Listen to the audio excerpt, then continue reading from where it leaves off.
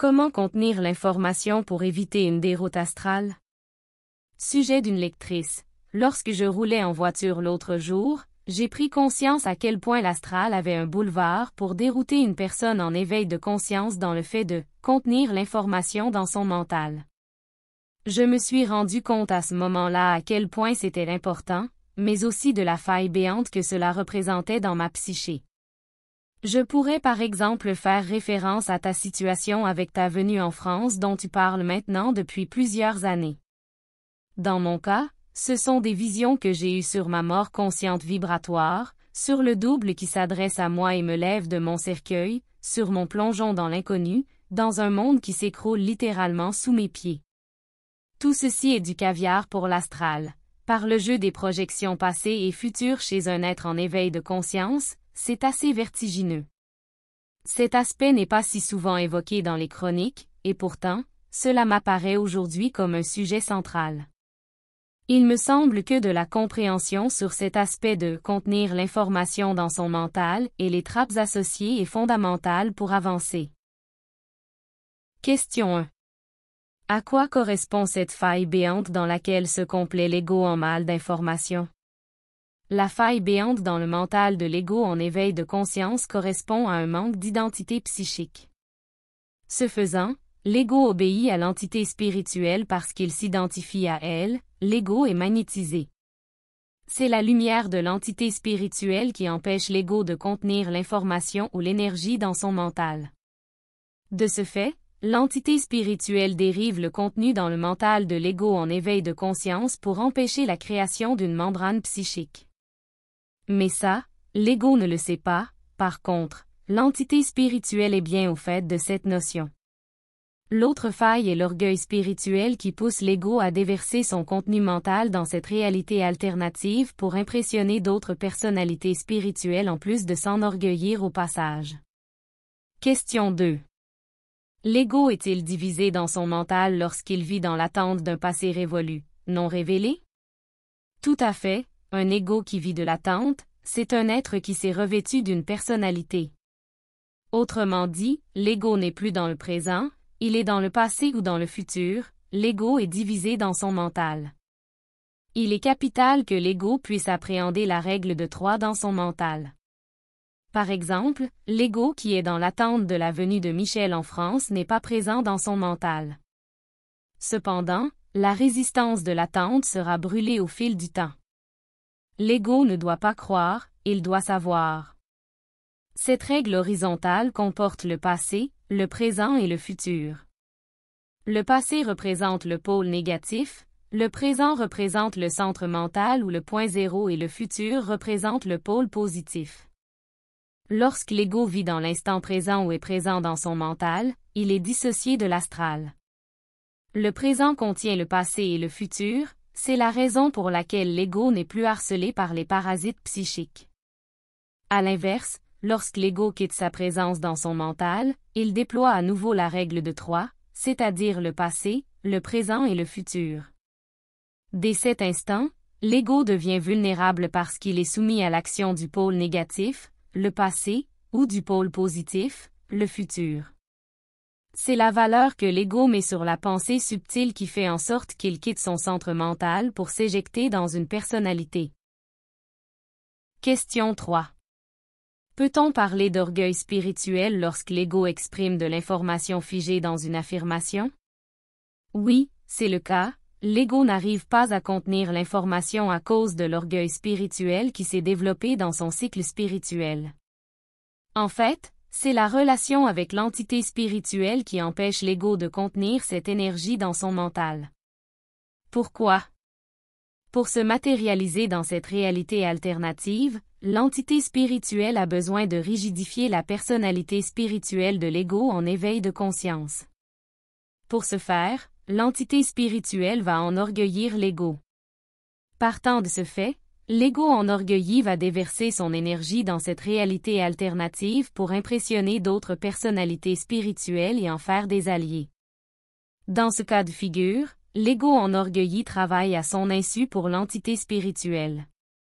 Ce faisant, en déversant cette énergie hors de son mental, l'ego se prive de la construction d'une membrane psychique qui l'aurait préservé de l'assaut des pensées.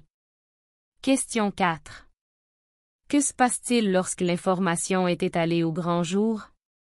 À ce stade, l'ego est enorgueilli, il vit de l'orgueil spirituel qui fait office de résistance pour le maintenir dans une sorte de statu quo. Lorsque l'ego n'arrive pas à contenir l'information ou l'énergie dans son mental, il empêche la construction de sa membrane psychique qui fait office de condom pour le mental. Plus l'ego va contenir cette énergie ou l'information, plus cette membrane psychique va se déployer sur son mental. Une fois cette membrane psychique en place, les pensées ne pourront plus harceler le mental et cela va permettre l'accélération de l'autonomie mentale, voire une plus grande proximité de l'ego avec sa réalité. Question 5. Comment l'ego peut-il accepter de plonger dans l'inconnu qui lui parle d'un monde qui s'écroule littéralement sous ses pieds? C'est une question de prise de conscience, dans le sens que l'ego est conscient de se détacher de son intellect qui fait office de faux esprit. Pour se détacher de l'intellect, l'ego doit être conscient que celui-ci est une plateforme de communication psychologique pour le maintenir dans cette réalité alternative. Derrière l'intellect se cache l'entité primaire qui occupe la forme ou la personnalité primaire de l'ego. C'est l'esprit qui amènera l'ego à plonger dans le vide, c'est-à-dire sans ses supports psychologiques. L'ego doit comprendre qu'il doit délaisser consciemment son intellect pour accéder à sa réalité, et cela est possible à travers une prise de conscience majeure. En somme, l'ego doit mourir mentalement à son intellect, voire à son mental psychologique de façon consciente. Question 6. La vue d'un monde qui s'écroule sous les pieds de l'ego est-il le signe d'une aspiration psychique orchestrée par le plan spirituel?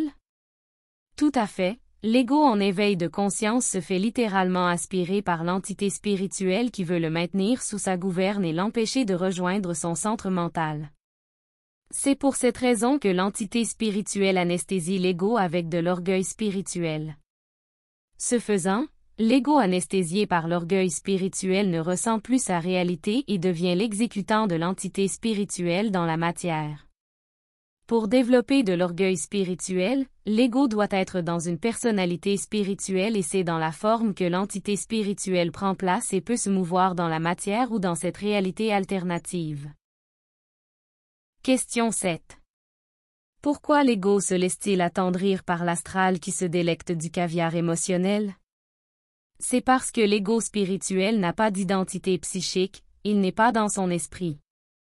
Au contraire, l'ego est dans une personnalité spirituelle, il s'identifie à l'entité spirituelle qui lui fait croire que sa personnalité spirituelle est réelle.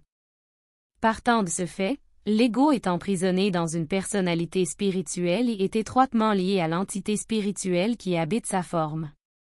C'est une question de prise de conscience, l'ego est soit dans son esprit, soit dans son intellect, l'astral. Il revient à l'ego de prendre position dans son mental en cessant de croire. Lorsque l'ego croit, il se crucifie sur la croix de l'illusion. Question 8. Les visions peuvent-elles exposer une fausse projection pour garantir des vertiges à l'ego? Tout à fait, lorsque l'ego a des visions, il s'expose à une vision spirituelle pour le détourner de son centre mental. Une vision qui vient de l'esprit est claire et précise. Lorsque la vision n'est pas précise, c'est une vision spirituelle pour détourner l'ego de son esprit ou de son centre mental, voire de son présent. La vision spirituelle est une sorte de leurre pour magnétiser l'ego. Alors, lorsque cela se produit, si l'ego met une valeur sur la vision, il sera projeté hors de son centre mental pour revêtir une personnalité spirituelle. C'est la valeur que l'ego met sur la vision qui lui crée des vertiges dans son mental. Pour être centré dans son mental, l'ego doit s'abstenir de mettre une valeur sur une vision. Comme on dit, la vision, on s'en fout, c'est l'instant présent qui est important. Question 9. La présence est-elle le sujet central à développer afin que l'ego évite de passer à la trappe de sa conscience? Effectivement, la présence de l'ego dans son mental devrait être sa priorité le reste de ses jours sur cette planète. La présence dans le mental évite à l'ego de vivre de la polarité dans son mental et l'empêche de se diviser dans des personnalités. La présence de l'ego dans son mental est d'une importance capitale. L'ego ne sait pas à quel point la présence dans son mental peut être bénéfique pour lui. C'est la présence dans le mental qui permet la proximité avec sa réalité. Être présent dans son mental, c'est être dans son esprit, c'est également être conscient de vivre dans l'instant présent. Question 10. Comment contenir sa présence pour éviter une déroute astrale? La présence dans le mental va de pair avec le fait d'être conscient de contenir l'énergie ou l'information dans son mental. L'un ne va pas sans l'autre. La présence et la contenance de l'énergie dans le mental apporteront à l'ego une grande proximité avec son esprit ou sa réalité. Le fait d'être présent dans son mental va empêcher l'intrusion de pensées subtiles. Lorsque l'ego est présent dans son mental, il ne vit plus d'opposition, car la présence contient le passé et le futur en son sein. C'est lorsque l'ego perd sa présence qu'il revêt une personnalité et sombre dans la polarité. Pour répondre à la question, avoir de la présence dans son mental, c'est prendre conscience de cette réalité alternative qui attache l'ego à son intellect ainsi qu'à sa propre forme. Cesser de croire en la forme de son ego va permettre de contenir sa présence dans son mental. La forme est un jeu de personnalité et d'illusion soutenu par la croyance. À savoir, l'ego doit savoir les écritures éthériques à partir de son esprit ou de sa petite voix. Le langage éthérique ne peut pas être compris par l'intellect, mais l'esprit aura vite fait de tout saisir. Fin de la vidéo avec l'intelligence artificielle au service des chroniques MTC.